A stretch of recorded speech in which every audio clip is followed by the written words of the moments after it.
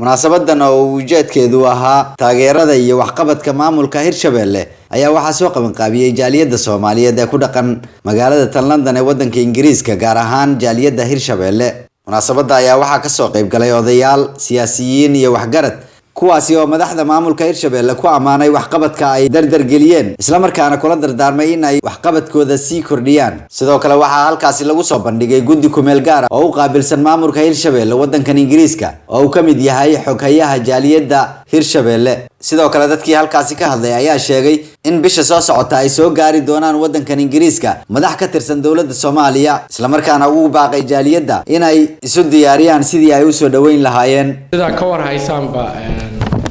maamul goboleedyadan la dhisay waxa keentay baahi jirtay markeedii hore dawladda dhexe Soomaaliya way burburtay marka in decentralization lagu sameeyo oo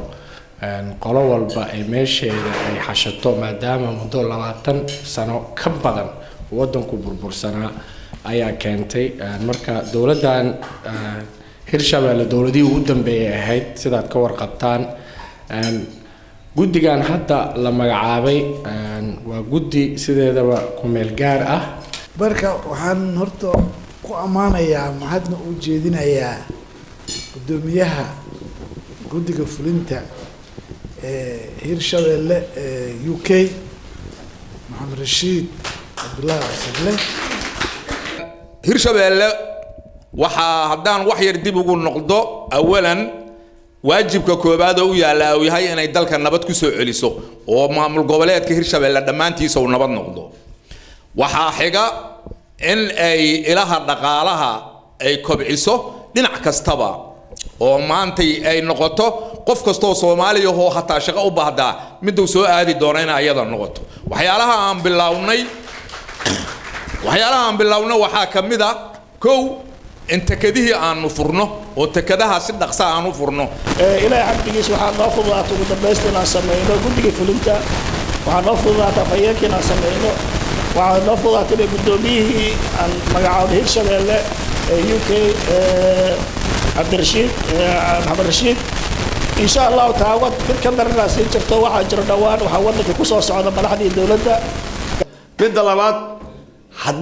حدانا قفك وصل اسكت شنورت إلهي سوسن آمنين وأربي إذا أبورت هذا آمننا إذا ناس آمننا سيد هذا ومن لما جاري قفك سيوصل أقعدا كرسي جان ولقوا ورجع محايل هدي الدنيا جريسو هري وجير لهيت وحجركتين إن قبيل أوسو حبترين markaalkayga sakan waxaan leeyahay Hirshabelle albaabkiisa waa furan yahay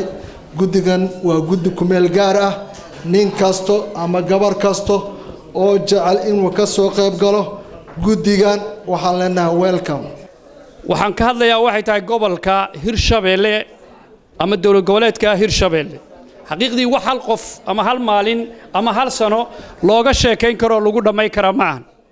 dadka si fiican u soo abaabulay guddiga fulinta Hirshabelle waxaan leeyahay aad iyo aad ayaad u mahadsantihiin dhammaan ka soo qaybgalayaasha halkan isugu yimid waan idin salaamayaa dhamaantiin oo ugu horeeya ex prime minister Nuur Xasan Xuseen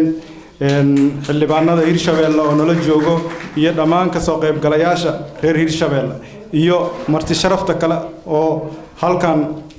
nagala soo qayb gashay waa ku mahadsantiin ka soo qaybgalka aad nagala soo qayb gasheen anigoo ku hadlaaya guddiga fulinta ee jaaliyadda Hirshabelle UK Yusuf Garabay warbaahinta qaranka Soomaaliyeed magaalada London.